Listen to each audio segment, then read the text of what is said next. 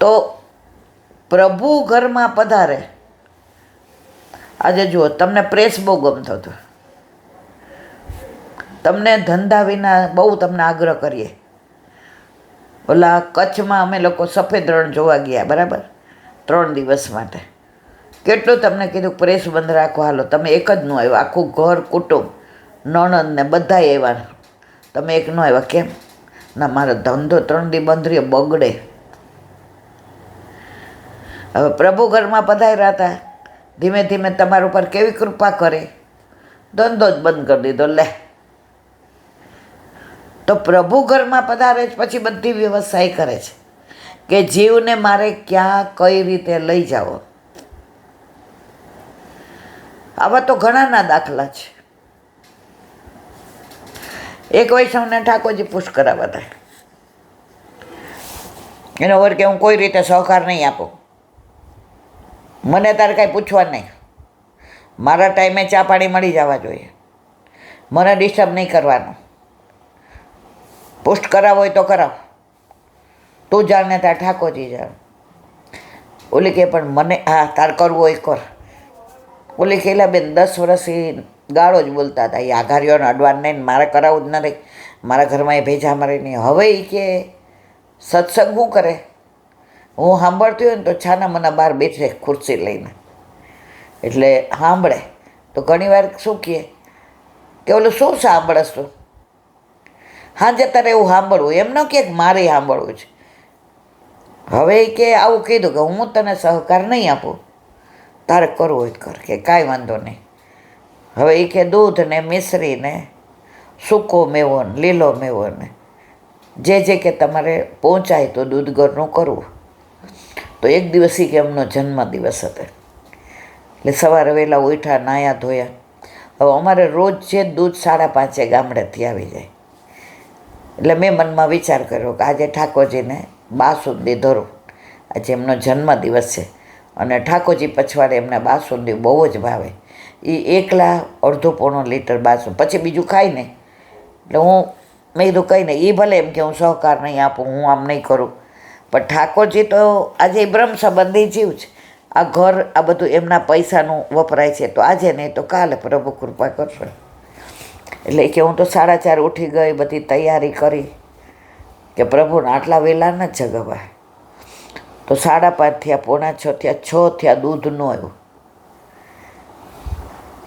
હવે એ કે અમારે 3 માળનો મોટો બંગલો છે, કે 3-4 ગાડી, ઠાકોરજીની કૃપા છે. એટલે હું નીચે ખદબદ કરતી હતી, તો 5:30 બ્રશ કરી નીચે આવ્યા. એટલે હું આમ જાવ આવું ને બુહારી કરીને મંદિર વસ્ત્ર કર્યું ને માખણ કાઢ્યું ને જારીજીન માટે થઈને ઓલું આરોમાંથી જળ ભર્યું ને સૂકો મેવો તોડ્યો કે આજે એમનો જન્મદિવસ છે. એટલે 5:45 થયા, એટલે હું પાછી જોવા જાઉં. મંજી કેમ આમ મૂંઝાણી છે? એટલે કે મેં એને આમ પગે લાગીને કીધું, ખૂબ જીવો, સારી રીતે જુઓ, સ્વસ્થતાપૂર્વક જીવો, બસ ઠાકોરજીના 1000 હાથ તમારા ઉપર રહે. એટલે મારા સામું જોવા માંડ્યા કે હું બહુ માનતો નથી, તોય તું એમ કહેશે. એ કે તમે નથી માનતા, પણ ઠાકોરજી તો તમને પોતાના માને છે ને, તમે બ્રહ્મ સંબંધ લીધું છે ને. ઠાકોરજી તમને કોઈ દી કીધું કે હું તને મારો નથી માનતો? પછી કે કેમ આમ મોઢા પર? એ કે રોજ 5:30 દૂધ આવી જાય સાહેબ. એના વરને બધા ઓલા ઓફિસવાળા 300નો સ્ટાફ સાહેબ કે, એટલે આ એને બિચારી સાહેબ કહેતી, બહુ ભલી ભોલી હતી.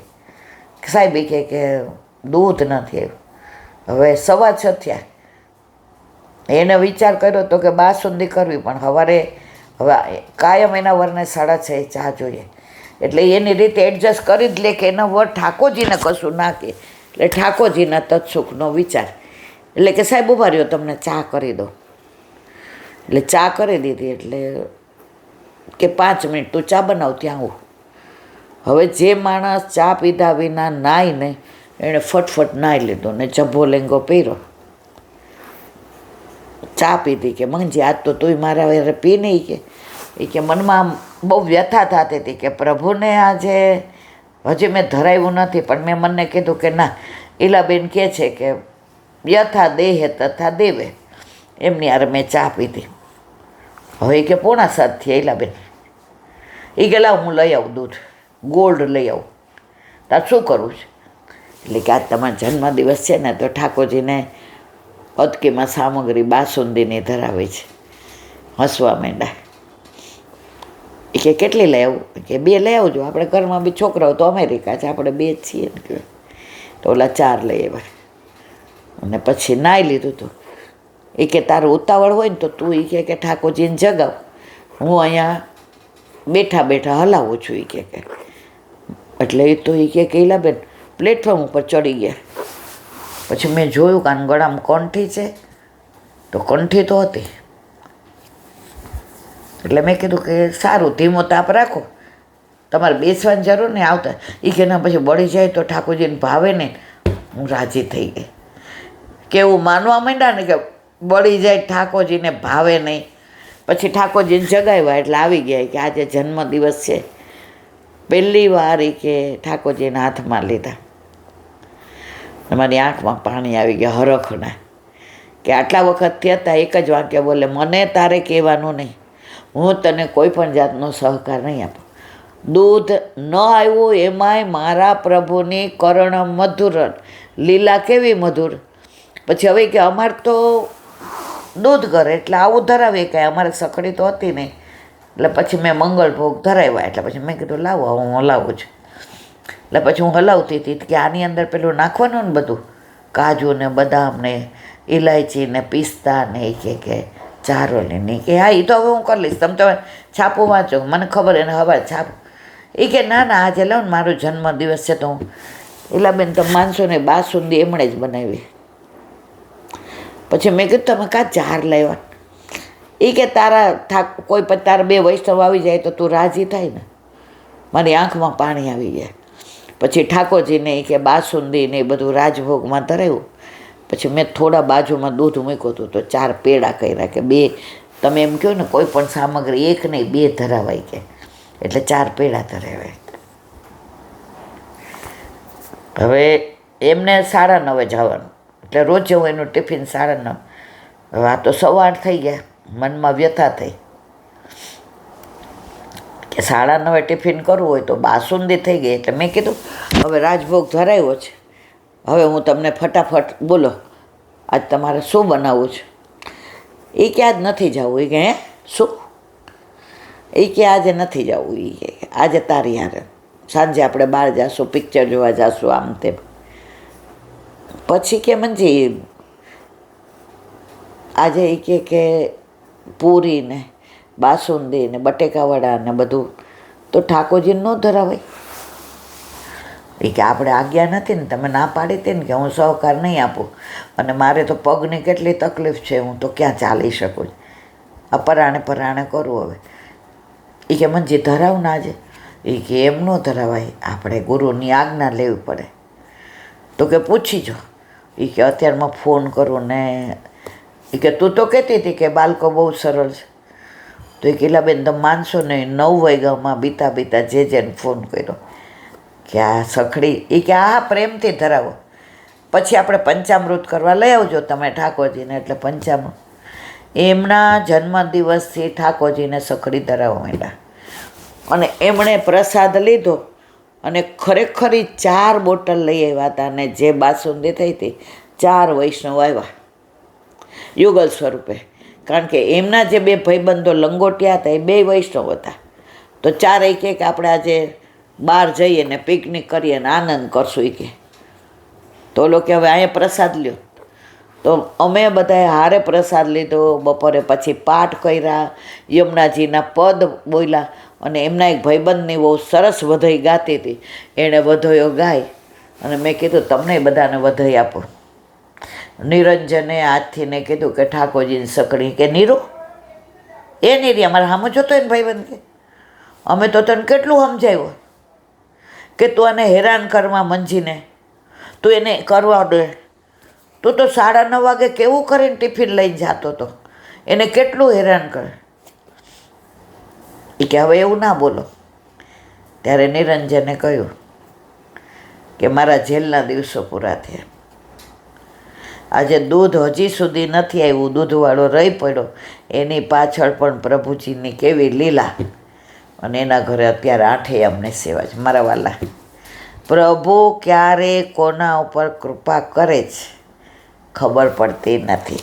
અહીંયા કે છે, માટે જ શરૂઆતમાં ભાવ સિદ્ધ થતાં જ દેહ વગેરેનું અનુસંધાન રહેતું નથી. ના, આ છે. એવી જ રીતે સર્વાત્મ ભાવની સિદ્ધિ માટે ઇન્દ્રિયોના વિષયોનો ત્યાગ પણ આવશ્યક છે. કામ ભાવ એટલે ઇન્દ્રિયોના વિષયો તરફ ભાવ. એ જો હોય તો વિષયોની તૃપ્તિમાં મન રહે અને સર્વાત્મ ભાવ સિદ્ધ. આ ભાઈને જ્યાં સુધી મારે 9:30 ટિફિન જોઈએ, મારે રોજ એક કઠોળ જોઈએ, શાક તો તને ખબર છે ને મંજી, મને રોજ ભરેલું જોઈએ. હવે તો સવારે પૂછે કે શું બનાવું, ઠાકોરજી કે બનાવ. હવે એ કે બેન રોજ ભરેલું શાકે વયું ગયું, રોજ એક કઠોળ. હા, બને ત્યાં સુધી કરું છું, કારણ કે મારે પછી મારા જ છે ને એ સાંજે આવે છે. સવારે તો આપણે ધરવાનું હોય, પણ એક છોકરી રાખી છે, વૈષ્ણવ છે, તો એ બપોર એ પહોંચી લઈએ એટલે 1.5 કલાક આવે એટલે અવેરી દે છે. કારણ કે અમારો જમણો હાથે થોડો તકલીફવાળો જ ને ડાબો પગ તકલીફવાળો. પણ મારા મિસ્ટર મને ટોકરી કરી દે છે, મેવો સીટ કરી દે છે, બહારથી કાંઈ લાવવાનું હોય તો એ લાવી દે છે. આ કોની કૃપા? જેને વિઠ્ઠલ નાથ વિચારે રે એને પ્રગટ પદાર્થ ચારે રે. બોલો વલ્લભાધીશ કી. દયારામભાઈના ચંદ્રાવાલા 17મો ચંદ્રાવાલો 16મો ચાલે છે. હવે આગળ ભાવા છે. જેવી રીતે રોગોને દૂર કરવા ઔષધની જરૂર છે, તેવી રીતે સર્વ પ્રકારના તાપો અને પાપોને ટાળવાનો ઉપાય તે કૃષ્ણ પરમાત્માનું નામ સંકીર્તન છે. કાંઈ નથી આવડતું ને સતત શ્રી કૃષ્ણ શરણમમાં બોલો. પાછળ જોવાનું બંધ કરો, ભૂતકાળ કેવો હતો. સુરદાસજી શરણે આવ્યા ગૌઘાટ ઉપર. વલ્લભભાઈ કછું ગા, તો કે હો પતિતન કો ટીકો. હું તો પતિતમાં તો કેવો પતિત છું, ટીકો. વલ્લભ કે સુર હો કે કાહે કો કી ગયા, તો સિંહ થઈને આવી વાતો કરે છે પતિતનના ટીકાની. કુછ ભગવત લીલા ગા. અને ભાગવતની 10મ સ્કંદની અનુક્રમણિકા સંભળાવે. અને સુરદાસજીએ ગાયું વ્રજભાઈઓ માહેરે કે પોત. તો આપણે ભૂલી જાઓ. હવે અમે નહીં કાંઈ દોષ કર્યા હોય, અમે પાપ નહીં કર્યા હોય. અમે ઓફિસમાં હતા તો કેટલાને સસ્પેન્ડ કર્યા હોય, કેટલાને અડધી CL કાપી લીધી હોય, કેટલાને ખીજાણા હોઈએ. અમે એ લોકોને દુઃખી તો કર્યા જ હોય ને, પ્રપંચ કર્યા હોય. પણ છોડો કલ કી બાતે, છોડો કલ કી બાતે, कल की बात पुरानी नए दौर में लिखेंगे मिलकर नई कहानी. हम है सनातनी, हम है सनातनी. બધાના જીવનમાં પણ જાગ્યા ત્યાંથી સવાર. શરૂઆતમાં મને એવું ઘણી વાર થતું કે હું તો બહુ ગુસ્સાવાળી હતી. મેં તો ઓફિસમાંથી કેટલાને કાઢી મૂક્યા હોય, કેટલાને લાફોય મારી દીધો હોય. જે બહુ સરસ કીધું, એ બધું પતી ગયું. હવે ઈલાબેન હવે થાય સમજ્યા પછી તો ઠાકોરજી માફ ન કરે. તમે બધું અણસમજમાં કરી લીધું અને સંસારમાં રહીને તમારા સ્ટ્રગલ, તમારું ચાલીમાં રહેવું, તમારે છોકરાઓ નાના. હવે છોડો એ બધું. હવે શું કરવાનું? હવે લિફ્ટમાં બેસજો એટલે તમારે ચિંતા નહીં. તો સતત શ્રી કૃષ્ણ શરણમમાં. કાંઈ નથી આવડતું, કાંઈ વાંધો નહીં. પુષ્ટિ માર્ગમાં કાંઈ આવડવાનું છે જ નહીં. ઘણા મને છે ને આમ એવા પ્રશ્ન, મારે વ્રજમાં જવું હોય શું શું લઈ જાઓ? મારા વાલા હું એકને કહેવા બેસું. બધાને એવું લાગે છે હું સાવ નવરી જ છું. સવારથી ઉઠી